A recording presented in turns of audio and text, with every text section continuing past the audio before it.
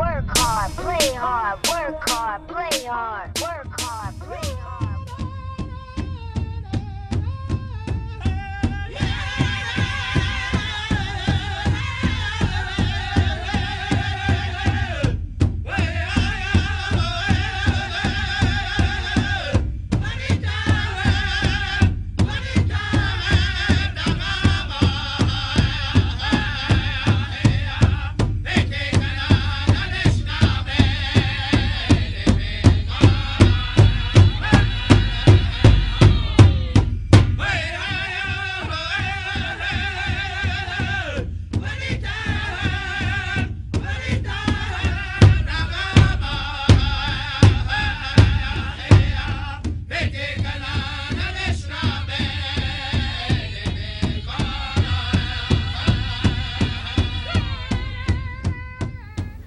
In being a part of the Menominee community, it's apparent there is a love for sports. Athletics is more than a game. It is a lifestyle here. Menominee are raised to love everything from basketball to cross country. It is obvious that this community is full of athletic potential, which leads us to question, if the Menominee people are raised to play the game, why does it seem like the motivation to work for the game is missing? We ventured around the reservation and posed a series of questions to a variety of community members. This is what they had to say.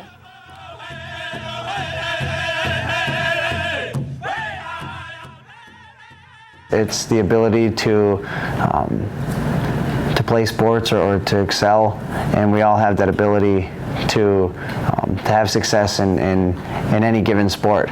It's just whether or not we, the people we surround ourselves with, the family structure, and then the support that we get along the way determines whether or not we can reach that potential.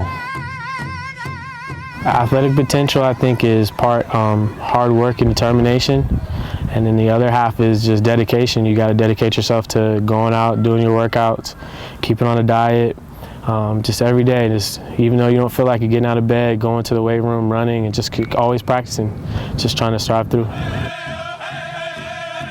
Well, first of all, I believe everybody has potential. But I also believe that because your parents were athletes doesn't always mean your children are going to be athletes, okay? If you want to be a good athlete, you have to have dedication and hard work. I think athletic potential can be a number of things.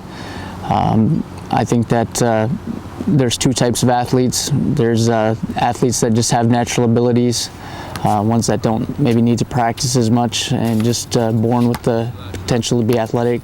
And I also think there's athletes that work hard, practice every day, put their time and dedication into the sports that they want to play, that are also just as good athletes as somebody that's got the natural ability to do so.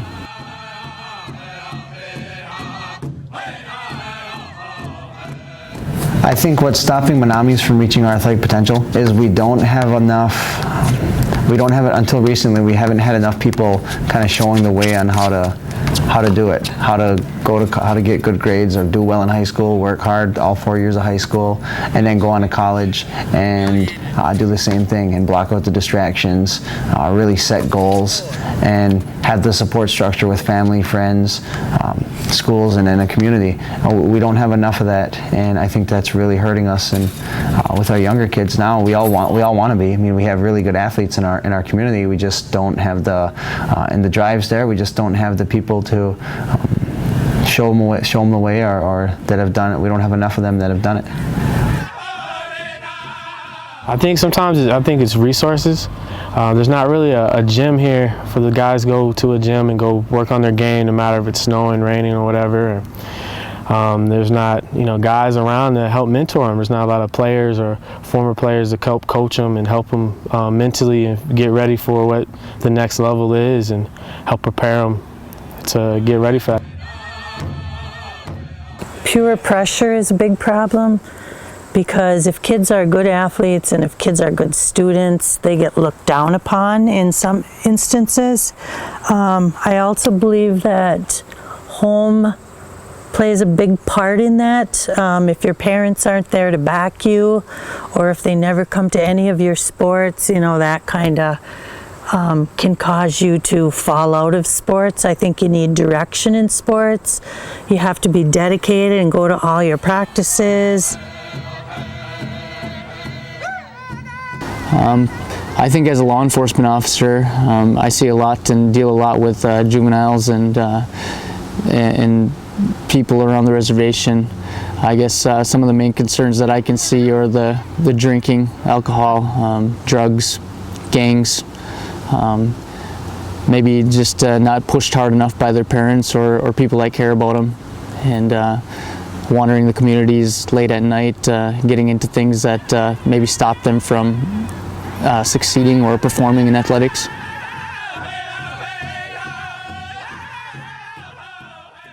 I think that we need to have our Menominee athletes, our Menominee leaders that go on to college, we need to have those guys come back, and well, those guys or those girls, we need to have those people come back and want to contribute and want to help our younger, not just athletes, but people, but specifically athletics. If our people that went on to play college sports come back and kind of share what they learned and show the younger kids the way, and that we can fight off negative peer pressure, I think that that'll take big steps in us realizing our athletic potential. I think if the tribe invested in building on the rec center and adding the gym and adding to the weight room, and maybe hired some mentor guys that played college, guys that understand how hard it is physically and mentally to help the youth, help the younger guys get prepared if this is what they really want to do, and help them get on the right track to get to play college or reach their athletic potential.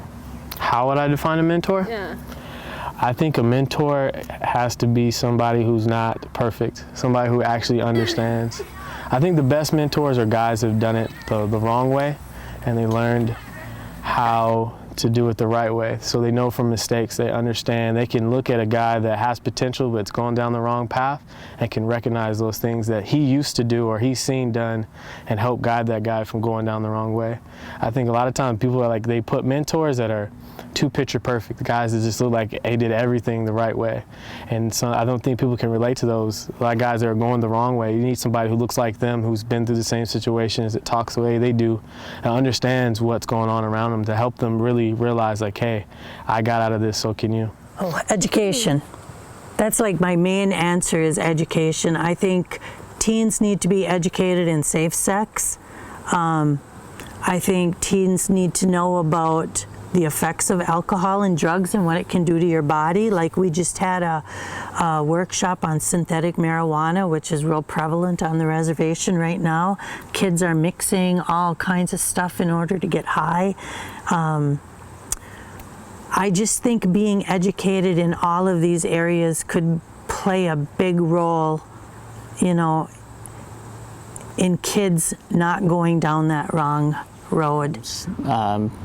In the young ages of our Menominee youth is always a successful way to see young athletes and older athletes succeed.